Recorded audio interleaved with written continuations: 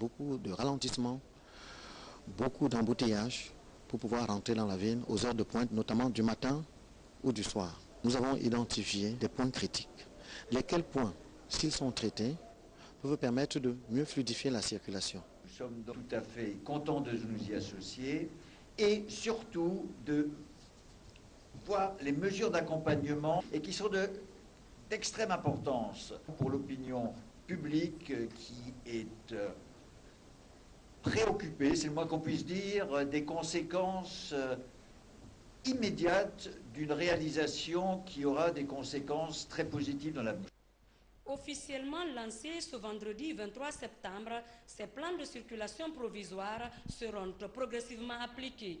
Ils s'étendront sur la durée des travaux.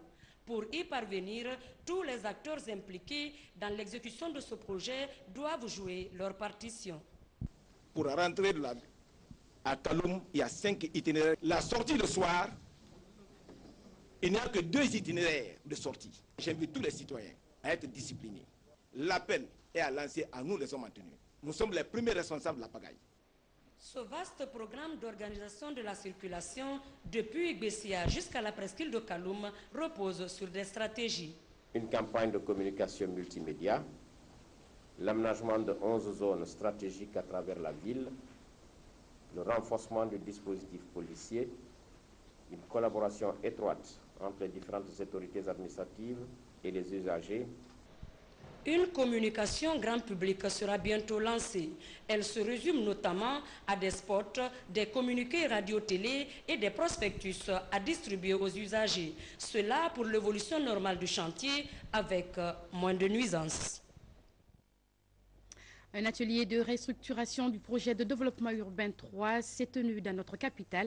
L'enjeu concerne la collaboration entre le gouvernement et la Banque mondiale dans le secteur urbain en Guinée. On prit part à la rencontre maire de Conakry et des villes de l'intérieur du pays et puis représentants de l'Union européenne. Saint-Martin, Francina Duno. C'est une concertation consécutive à la revue à mi-parcours du PDU 3, projet de développement urbain.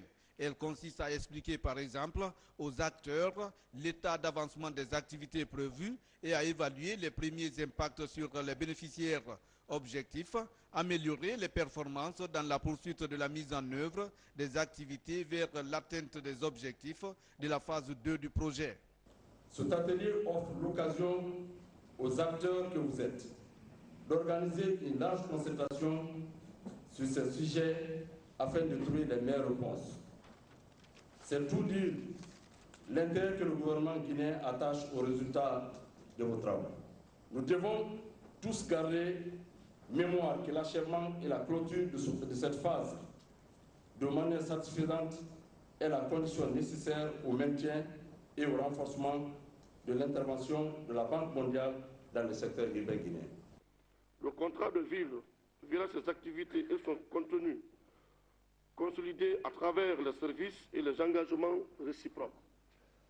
La Banque mondiale et les autres partenaires partagent l'avis qu'une telle dynamique constitue un levier important pour une décentralisation moderne en Guinée. Nous sommes pratiquement à 3 mois de la date de clôture initiale du projet. Conséquemment, donc, il nécessite une extension si on peut atteindre certains objectifs initialement définis.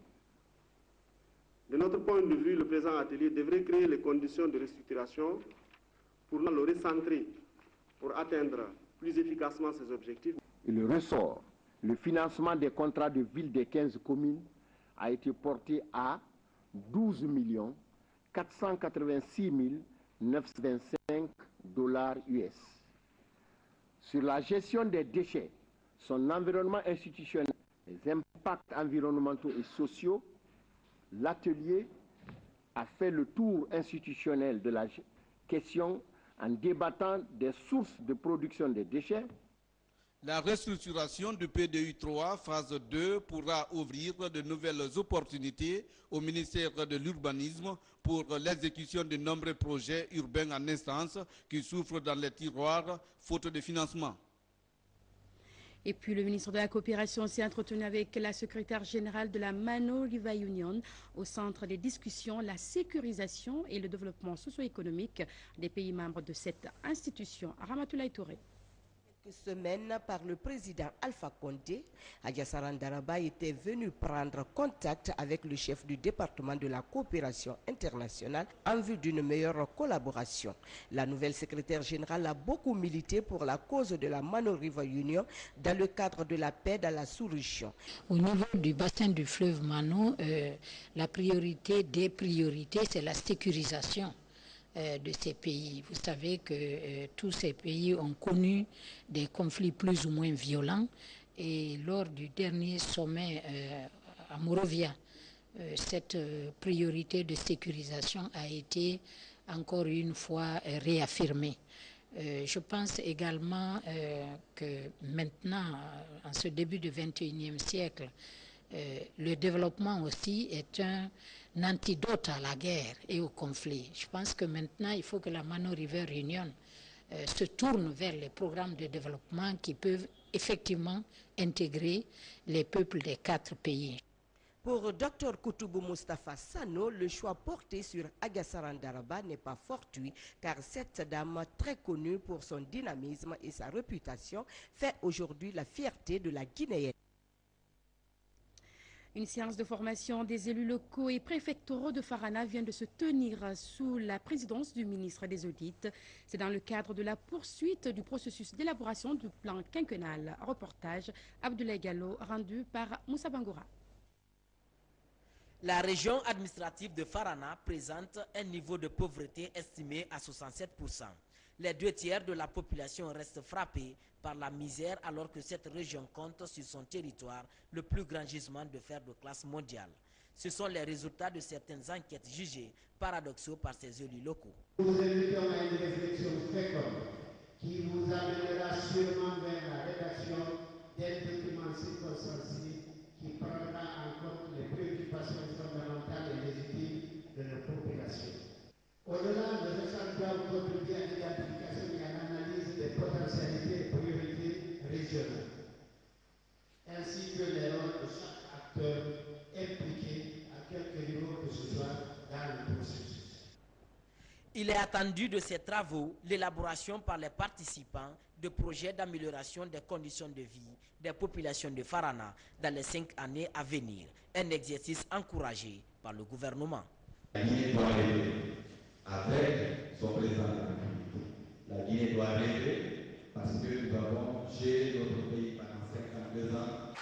Nous devons tout faire pour que cet espoir placé en nous par les populations guinéennes, par la communauté internationale, parce que tout le monde entier s'est donné la main pour que la transition guinéenne bascule pas. Un discours rassurant, ce rendez-vous d'échange essentiellement consacré à la pauvreté touche l'une des préoccupations importantes des citoyens de Farana. C'est l'avis des élus locaux de cette région.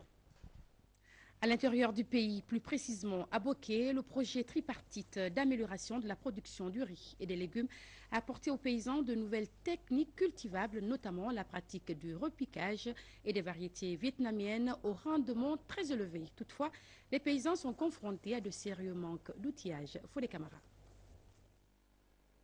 Ici à Kolaboui, précisément à Tarik Damaré, la promesse d'une bonne moisson s'affiche ça et là sur ces 48 hectares pleins de verdure. Et des tonnes de riz s'apprêtent à sortir des entrailles de la batteuse. Cette mini-révolution verte est le fruit du partenariat tripartite Guinée-Afrique du Sud-Vietnam. Dans ce partenariat, le pays de Nelson Mandela est le bailleur de fonds et le Vietnam, 2e pays exportateur du riz au monde, apporte son expertise technique à la Guinée. Les résultats obtenus sur les autres sites, notamment à Missira, à Mankonta et ailleurs, ont entraîné un engouement tel que toutes les populations de la Basse-Côte veulent bénéficier des techniques vietnamiennes.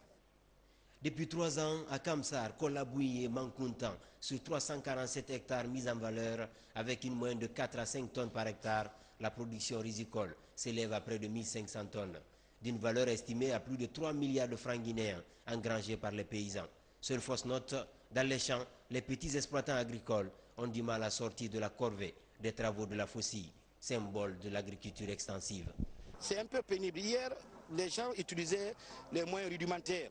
Mais aujourd'hui, vu la mécanisation de l'agriculture, le président est en train de mettre les bouchées doubles. Et vous allez constater la sortie de 150 tracteurs. Bien avant ça, nous avons eu 100 tracteurs et 100 motoculteurs. Ça, c'est un don du gouvernement indien. Et maintenant, vous avez 150 tracteurs que vous allez voir éventuellement dans les 48 heures qui suivent, qui seront exposés à Supermag. Tout ça là, c'est l'apport du professeur Alpha Condé pour le monde paysan. Pour mettre les jeunes agronomes guinéens à l'école des coopérants vietnamiens, 30 homologues ont été recrutés et équipés en moto. Et le projet va s'étendre sur de nouvelles localités de Boké, Kindia, Kankan, Kissidougou et Djekedou. Comment lutter contre la criminalité dans la cité? C'est pour répondre à cette question que le parquet de première instance de Dixine a conféré avec les forces de sécurité intervenant dans sa juridiction. Il s'agissait de favoriser une étroite collaboration entre la justice et la police judiciaire. Kerno Younoussaba. Le tribunal de première instance de Conakry 2 s'implique dans la lutte contre la criminalité dans la capitale. Magistrats et forces de sécurité doivent s'impliquer dans la gestion des infractions, comme l'expliquent certains magistrats. Nous devons réfléchir ensemble pour savoir comment juguler ce mal dans nos deux communes-là. Comment faire en sorte que les citoyens de Dixine, le citoyen de Ratoma se promène librement, qu'il ferme sa maison sans que sa maison soit fracturée ou sans que des gangs armés viennent pour faire un assaut. Deux fois emporter des choses qui mettent en désolation toute une famille. Le tribunal de Conakry 2 a le ressort le plus grand. Nous avons le plus grand nombre d'officiers de police judiciaire. Le territoire est vaste parce que nous avons deux communes.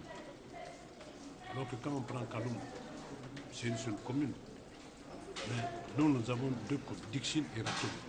Ce sont les deux grandes communes de Conakry. C'est dire que ces rencontres périodiques-là nous permettent, ma foi, de procéder à une gestion rationnelle de toutes les affaires qui nous parviennent et qui contribuent à la fois à l'équilibre de paix et de sécurité. Il est attendu de cette rencontre une collaboration entre magistrats et forces de sécurité. Cette synergie pourrait limiter les affaires pénales devenues de nos jours récurrentes dans les juridictions. L'Observatoire pour la défense des droits des enfants a été officiellement lancé mercredi, créé sous les auspices du programme de renforcement des capacités pour la paix. Cette structure aura pour tâche la protection et puis la promotion des droits des enfants en République de Guinée. Kumbasso signe ce reportage.